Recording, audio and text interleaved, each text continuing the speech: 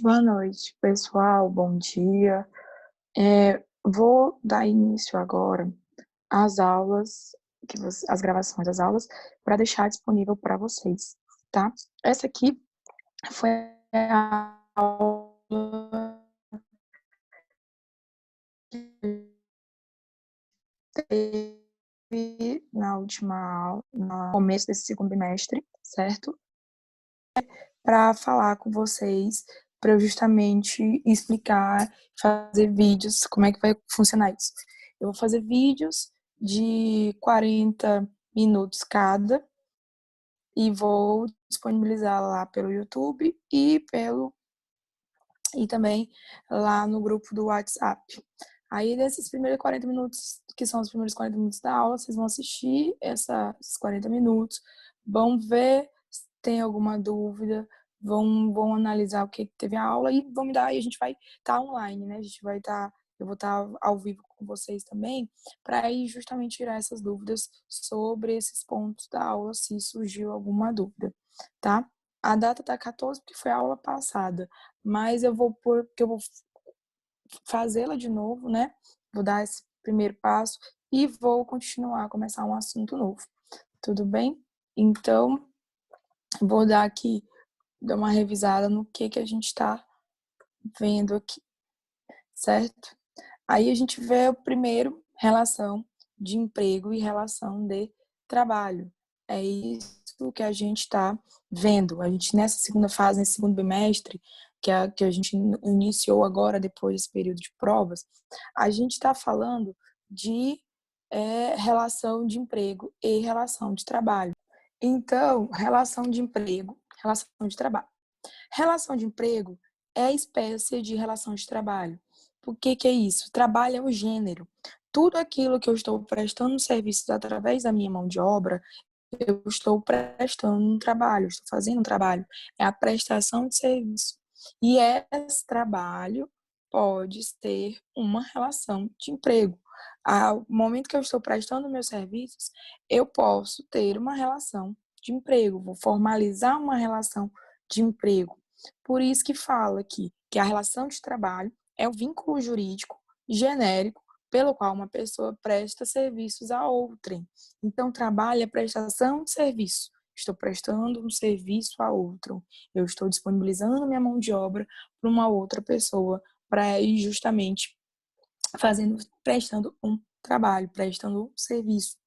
E a relação de emprego é uma espécie de relação de trabalho que se baseia no nexo entre empregador e empregado, caracterizado pela prestação pessoal de serviços de forma não eventual e subordinada, mediante pagamento de salário.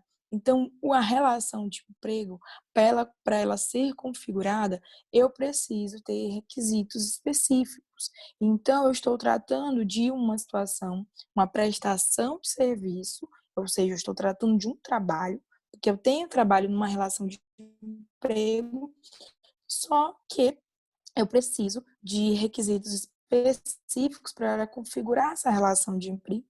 Eu tenho um nexo entre o empregador e o empregado, vou ter um contrato, vou ter algo formalizado entre o empregador e empregado. Quando eu estou tratando de relação de emprego, eu tenho um empregador e um empregado. Esses são os sujeitos de uma relação de emprego. E ela vai ser feita de que forma? Prestação pessoal, a pessoalidade, de forma não eventual, subordinada e mediante pagamento de salário. E por isso que se fala que todo empregado é trabalhador, mas nem todo trabalhador é de emprego. Eu terei um empregado. Agora, se eu terei um empregado trabalhando, agora nem todo trabalho é uma relação de emprego. Por quê? Porque eu preciso de requisitos específicos. E quais são esses requisitos específicos que eu tenho dentro de uma relação de emprego? Eu tenho que esse emprego, ele só pode ser prestado, o empregado, no caso, ele tem que ser uma pessoa física. Então, o empregado é uma pessoa física. E para configurar essa relação de emprego, eu tenho os elementos do artigo 2, 2º e 3º da CLT. Quais são esses requisitos? Quais são essas características? O que eu tenho que ter numa relação de emprego para configurar uma relação de emprego? Eu tenho que ter a pessoalidade. Pessoalidade é no sentido de ser eu, pessoa, eu, Juliana. Somente eu posso ir prestar esta esse serviço. Somente eu, Juliana, posso prestar esse serviço. Isso significa a pessoalidade. É a pessoa associada àquele emprego. É a pessoa física, eu, pessoa, detentor. E a gente vai ver as características de algumas situações dessa em relação à relação de emprego nesse sentido. Porque eu tenho pessoalidade, então eu estou prestando serviço, eu, pessoa. E a gente tem o outro requisito, não eventualidade ou continuidade. O que é a não eventualidade aqui? É a ideia da habitualidade. Para eu ter uma relação de emprego, eu tenho que ter algo habitual, algo rotineiro, contínuo, é algo que está lá acontecendo rotineiramente, habitualmente. E isso significa dizer o quê? É a ideia da gente ter que o empregador, ele não precisa nos avisar, o empregado, né, no caso, que eu preciso ir trabalhar todos os dias, ou que eu tenho que ir trabalhar amanhã. Se por quê? Porque eu já conheço a minha jornada de trabalho. Quando eu fui contratado, quando eu formalizei essa relação de emprego, foi me dado uma jornada de trabalho. Então, a habitualidade é justamente eu fazer essa jornada, eu trabalhar continuamente, não de forma não eventual. Tem que ser uma coisa habitual, rotineira. Aí eu tenho a subordinação como outro requisito da relação de emprego. A subordinação é a questão do poder diretivo. O empregador tem o poder diretivo frente ao empregado, ou seja, eu estou subordinado. Subordinação, eu tenho que obedecer ordens. Lógico que essas ordens têm limites, a gente vai ver também, quando estiver estudando os sujeitos da relação, quais são esses poderes que o empregador tem sobre o empregado. Mas essa subordinação é justamente a ideia da receber ordens, de ter um poder diretivo do empregador frente ao empregado. É o empregador que tem esse poder de dirigir, de dar ordens, de falar como vai ser feito o trabalho do empregado. E eu tenho outro último requisito, que é a onerosidade ou remuneração.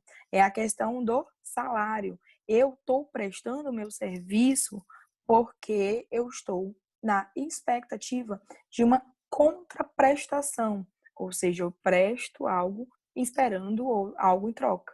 Eu estou fazendo o meu serviço esperando algo em troca. E o que eu estou esperando em troca? Um salário, uma remuneração.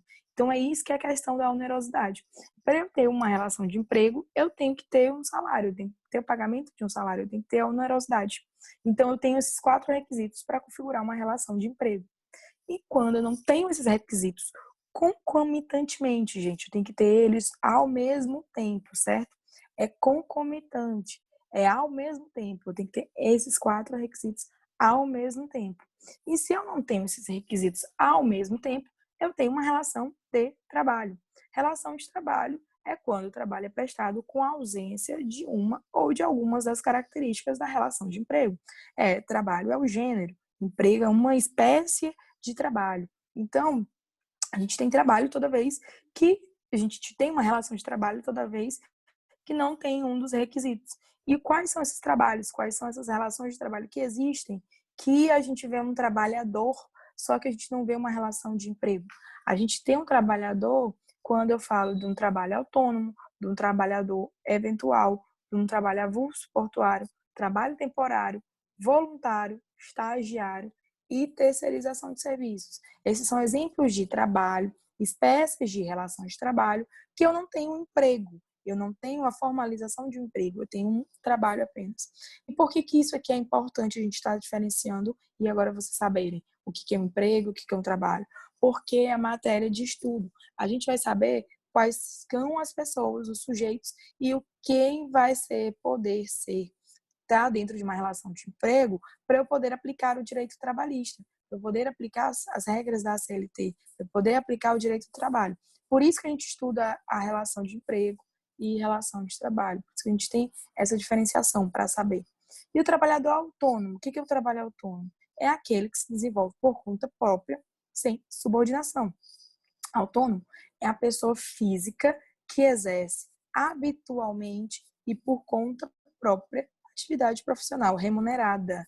A independência e a habitualidade são, portanto, as notas características deste trabalho. Então, se eu tenho independência, eu não tenho subordinação. Se eu não tenho subordinação, então eu não posso ter uma relação de emprego quando eu estou tratando de um trabalho autônomo, quando eu estou tratando de um contrato de trabalho autônomo. E isso diferencia o autônomo de um empregado. O autônomo tem independência, ele não recebe ordens, ele tem autonomia para desenvolver o seu trabalho. Ele desenvolve sua atividade sem estar subordinado a horário, livre de fiscalização do destinatário dos serviços, eventualmente com auxílio de terceiros. Então, o autônomo, ele tem independência. Ele se desenvolve seu trabalho de maneira livre, de maneira sem ter com liberdade, né? Sem ter que ter receber ordens do seu contratante para saber o que tem que fazer. Ele sabe como tem que desenvolver o seu trabalho. Por isso a autonomia. Então, o trabalho do autônomo ele insere-se no âmbito do direito civil. Se eu tiver qualquer divergência dentro do contrato de autônomo, eu vou discuti-lo aonde? No direito civil, na justiça comum. Eu não discuto o trabalhador autônomo na justiça do trabalho. Sendo o trabalhador contratado mediante contrato de prestação de serviços. Eu tenho um contrato de prestação de serviços de autônomo. Geralmente aqui a gente vê quais esses autônomos, quem são esses autônomos? São os profissionais liberais, advogado, médico, dentista, todos eles prestam serviços, mas não formalizam isso através de um emprego, eles estão prestando serviço nesse sentido, na autonomia. E a fiscalização, como é que ocorre? Porque se pode pensar, então, que pelo contratante, ele não poderia fiscalizar os serviços, já que ele tem essa independência para prestar o trabalho. Mas aí a gente vê aqui a diferença.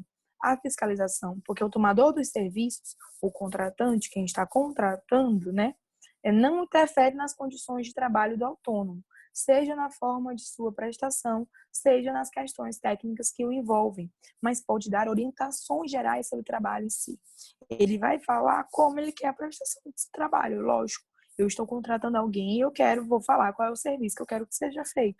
Só que eu não vou falar como esse serviço vai ser feito, quais são as condições, o como, no caso. Então, como a forma de se fazer, como é que o autônomo vai prestar aquele serviço. Então, se eu não tenho isto, eu tenho independência, então não tenho subordinação. Mas pode haver uma fiscalização, lógico, e isso também tem que ser visto quando a gente tem no próprio contrato as cláusulas de fiscalização, as cláusulas que tem da pessoa e saber como é que está o andamento do trabalho. Então, a gente tem essa fiscalização no trabalho autônomo, só que eu tenho independência. Eu não posso ir para dentro do trabalhador, dentro do trabalho do autônomo, quem está o contratando, certo? Eu tenho o trabalhador eventual. O trabalhador eventual, o próprio nome já fala, ele é eventual. Ele é um trabalhador de eventos, ele é um trabalhador de momentos. É aquele que exerce sua atividade de forma esporádica, descontínua, fortuita. Então, eu não tenho o que aqui com o trabalhador eventual, eu não tenho a continuidade, eu não tenho a habitualidade. Por isso que eu não posso considerá-lo um trabalhador autônomo ou um trabalhador